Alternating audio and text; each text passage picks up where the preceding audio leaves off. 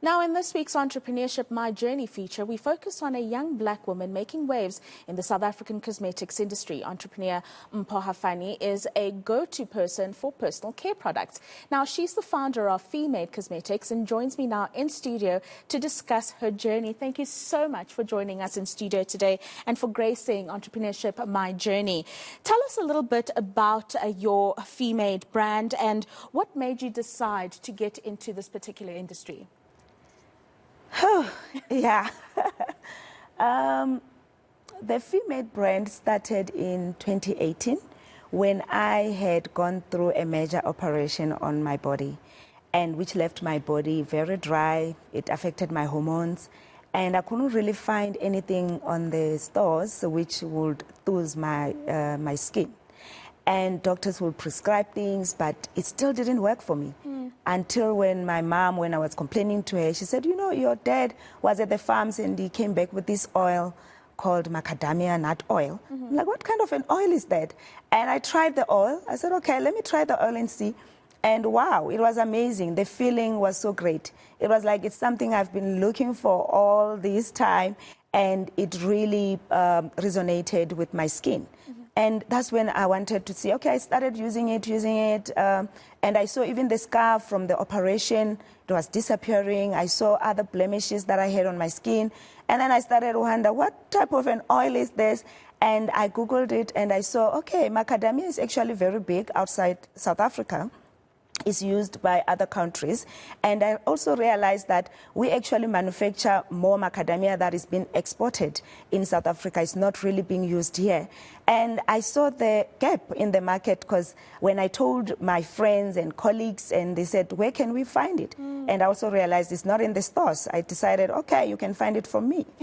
Can find it from you indeed, but obviously that access to the product from you was not an easy one. You know, tell us about the challenges. There's the manufacturing, there's the constant sourcing of the macadamia oil, there is dealing with competition from argan oil and all the other things that we have on the market. What were some of those big challenges and really how did you overcome them? Yes, indeed, Rupiwa, it's been a challenge, especially when you look at macadamia oil, it's not really known. So it's like marketing something that people do not know, and you have to actually get them to know about it and, you know, resonate with it, resonate with the name on its own as macadamia. And I think it spoke for itself, because when I started, I just said, okay, I'll try it with, you know, few people around me. If they do come back, then it means that this is a go-to product. And I saw people who were actually starting to come back and starting to discover other things that it's actually helping them with, because it's got, you know, the fatty acids that are on macadamia nut oil. They are actually very helpful on the skin and hair. So that's where actually I decided to start researching and also learning how to actually manufacture products. And, you know, I want to thank God for our government, where I was able to, you know, get agencies that helped to go to TUT to go and learn on formulating products and, you know, learning how to make my own products. That's where it actually all started. And I was actually still working at the time as an IT specialist, security specialist. And after that, I realized that, okay, you know what, let me actually take my pension money and invest on my products and formulate products and, you know, get them going and get them to the people. So it started by just having this oil. This was oil from your dad's job at the farm. Yes, this oil is the one that actually produced all these other products. And which you can see now that I also grown into an incredible range of different products. Definitely. Tell us about the manufacturing, because that is an important component. A lot of entrepreneurs, unfortunately, because of the lack of resources or capability, have to import whatever it is that they're selling. How are you providing this product to your consumer? Is it locally sourced and produced, or are you like other entrepreneurs, which is not a bad thing, I suppose, sourcing from other places in the world? So we actually, because the macadamia nut oil and also the avocado oil that we use on our hair products, we actually source them from Limpopo, so which actually makes it cheaper for us to get the raw materials because it's locally made. It's here in South Africa. You don't have to get it import it from other countries. So that on its own, just to get the oil coming from our own resources, it actually makes it very easy and makes it affordable to actually go to consumers, to the customers that are using our products.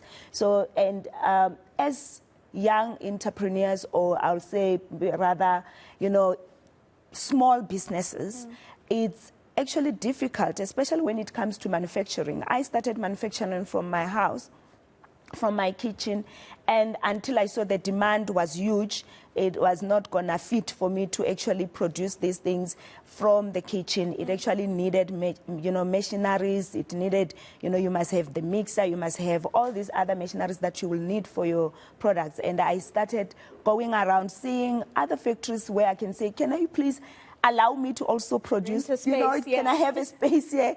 And I'll just come for hours and come and, use the proper machineries to, produce my products. So that's where it comes from. Yeah. And tell us, what is the product range that you currently offer at the moment that you're manufacturing? I asked you before the interview to give me one of your favorite products that you also use, which is the body butter, the macadamia oil body butter. It smells divine, I must say. But what is the full range that you offer to consumers? Okay, we have, for skin, we have the body butter and body lotion. So the difference between the body butter and body lotion is that we've got people that have dry skin that will love to, to use the body butter. But we also have those that say, I don't have a dry skin and I don't want something that will be greasy on my skin. So they want the body lotion. So we've got the body oil and the body butter and the body lotion. We also have for hair, natural hair.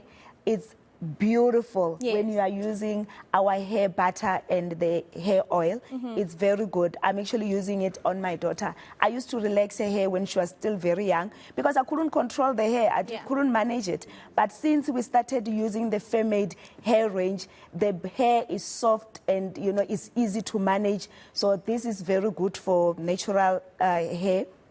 And now we have just launched our facial range, which is concentrating more also for people with acne.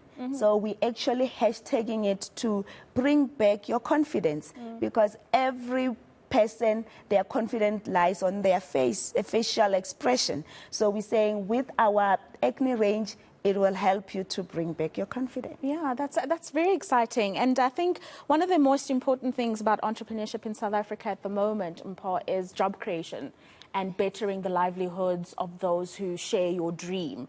Tell us about that, your team, the people you work with, and the jobs that you've been able to create, and the homes, that the livelihoods that you've been able to change for the better over the years.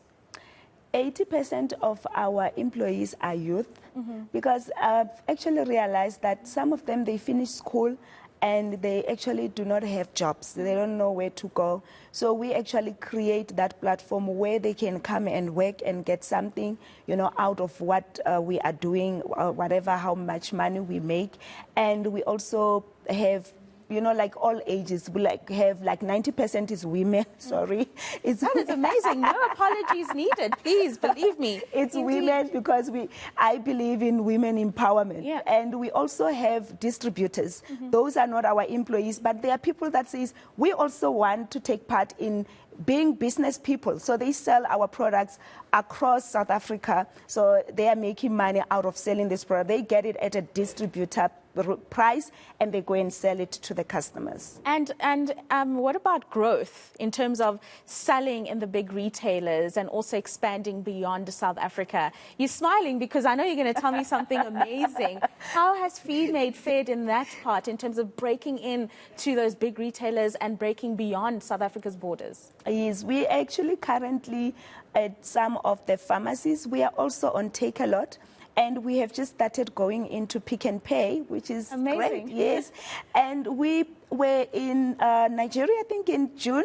And we went with... Nigeria? Yes, we're in Nigeria. We went with some products.